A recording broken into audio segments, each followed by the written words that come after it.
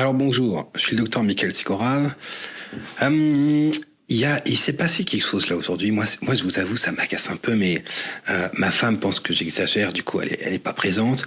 Il y a Nicolas Demorand, donc qui est un chroniqueur, si j'ai bien compris, sur France Inter, qui est sorti du placard, on va dire, qui a annoncé son trouble bipolaire.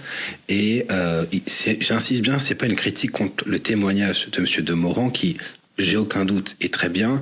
C'est une critique sur la façon dont il a été présenté, et il a été présenté sur le LinkedIn de France Inter, par exemple. Je ne suis pas sûr que M. Demorand ait un mot, ni un droit de regard, ni même l'information qu'il a été présenté de cette façon. Et ils ont présenté ça comme ça. Ils ont mis Nicolas Demorand a choisi de livrer son témoignage sur la maladie dont il souffre pour briser le tabou de la bipolarité. C'est très bien. En France, près de 2,5% de la population serait atteinte d'un trouble bipolaire, autrefois appelé trouble maniaco-dépressif. C'est faux, mais c'est pas très grave. Et alors là, c'est le moment où moi, ça me fait un peu péter un boulon.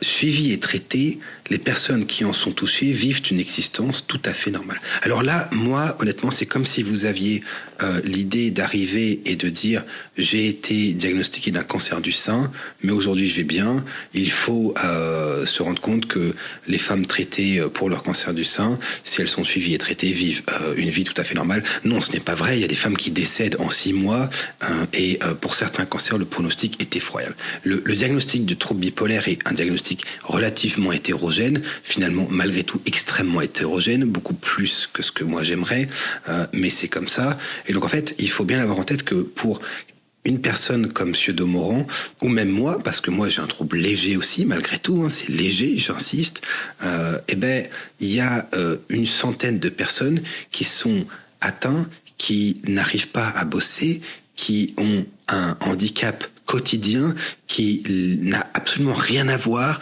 avec ce qu'on pourrait s'attendre et ce qu'on pourrait définir comme étant une existence tout à fait normale. Si je prends par exemple moi qui suis suivi et traité et stable, j'ai quand même perdu plusieurs années dépressifs. J'ai quand même la nécessité de prendre des médocs avec des effets secondaires handicapants. Il y a une stigmatisation qui est omniprésente, qui est toujours là et qui, je pense, sera là jusqu'à ma mort. À mon avis, je vivrai pas assez vieux pour qu'on puisse s'en rendre compte.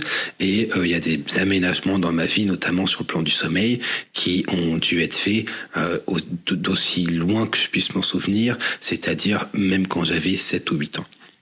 Et donc je pense que c'est vraiment spécial d'aller raconter que les gens, quand ils sont touchés, vivent une existence tout à fait normale s'ils sont suivis et traités, ne serait-ce que par respect pour les statistiques qu'on a. Il y a 10 ans d'espérance de vie en moins, donc les gens meurent en moyenne 10 ans plus tôt. Ça fait beaucoup, honnêtement, ça fait beaucoup. Il y a 15 à 20% des patients sans domicile fixe qui sont des personnes avec un trouble bipolaire. Les prisons sont remplies de personnes avec des troubles bipolaires. Le risque de faire des infarctus et virtuellement n'importe quelle pathologie chronique est augmenté quand on a un trouble bipolaire et de façon significative. Les effets secondaires des traitements que les gens doivent prendre quotidiennement sont considérables. Il y a une souplesse neuronale qui n'a quand même rien de normal, et donc les gens sont beaucoup plus soumis aux impératifs vis-à-vis de l'alimentation, vis-à-vis des horaires de coucher, etc., qu'il faut quand même prendre en compte. Il y a 20% des patients touchés qui décèdent de suicide, 20% des patients touchés qui décèdent de suicide. Je pense que ça fait beaucoup, et je suis pas tout à fait sûr qu'on puisse du coup dire que la vie est complètement normale si on est suivi et traité. Malheureusement, il y a des gens pour lesquels le pronostic est réservé, qui vont être résistants au traitement et qui vont bien galérer pendant des plombes, et la médecine traditionnelle, en tout cas celle que je connais, pourra ne pas forcément les aider. Alors après, on peut définir le rétablissement et donner des définitions diverses au rétablissement en disant grâce à ça les gens vont mieux, mais il faut aussi se souvenir il y a une part de sémantique là-dedans, et aussi que on est quand même dans une atmosphère sur le plan de la santé mentale où les gens, et on a vu le sondage du Parisien hier, les gens, il y en a qui n'arrivent pas à être suivis. Dans ceux qui sont suivis, il y a des retards au diagnostic en France, à mon avis, plutôt d'une 15aine d'années. Donc, même quand les gens sont suivis et traités, en moyenne, il y a des décades de souffrance derrière. Et ça, ils l'ont bien précisé après. Mais il y a aussi des gens qui sont suivis et traités et qui n'ont pas le bon diagnostic. parce que il y a plusieurs raisons qui font ça, et il y a plein de patients qui ne sont pas suivis et qui ne sont pas traités tout simplement parce qu'ils ne peuvent pas. Donc c'est vrai que moi je suis toujours un peu choqué de cette volonté de libérer la parole autour de la santé mentale, quitte à dire absolument n'importe quoi. C'est un peu le même problème quand les gens disent les patients atteints de schizophrénie ne sont pas plus dangereux que la population générale. En moyenne, ça c'est faux. Le risque, il est présent, il est indiscutable. Il est modéré par d'autres choses. Très clairement, les personnes de 50 ans qui consomment rien quand ils sont atteints de schizophrénie sont pas vraiment plus dangereuses que la population générale. Les jeunes qui sont sous cannabis, plus ou moins alcool, et qui prennent pas leur médoc sont nettement plus à risque de faire des faits de violence. Et ça, c'est, à mon avis, au jour d'aujourd'hui, vu les statistiques qu'on a absolument indiscutables. Et donc, c'est faux de dire que les schizophrènes sont dangereux, faut les interner. Mais c'est, à mon avis, tout aussi faux de dire les patients atteints de schizophrénie ne sont pas plus dangereux que la population générale. Et donc, l'attention est sûrement très bonne. Et encore une fois, c'est pas M. Domoran que je critique là, mais il faut pas tomber dans l'autre extrême et aller édulcorer tout ça. Vraiment, je comprends pas. Donc, non, le pronostic pour certains patients est réservé. Non, même quand on est suivi, le handicap est omniprésent.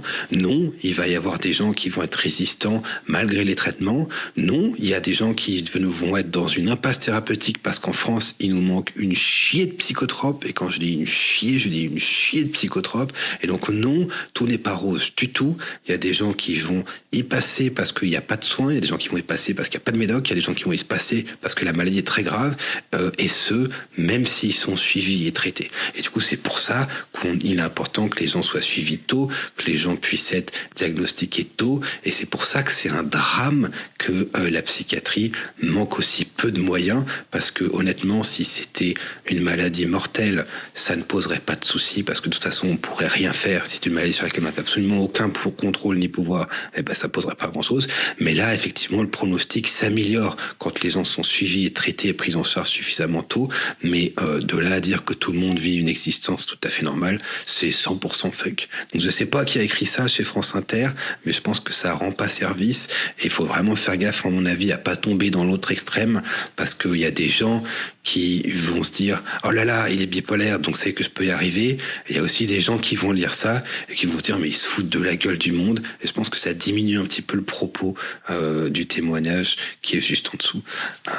Voilà, c'est mon avis. N'hésitez pas à commenter. Tout le monde n'est pas d'accord. Ma femme est plus ou moins d'accord. Mais à mon avis, les deux discours, soit à l'eau de rose, soit catastrophiques, sont tous les deux aussi faux. Je suis pas sûr qu'il y en ait un qui soit pire que l'autre. Honnêtement, je ne suis pas sûr. Voilà.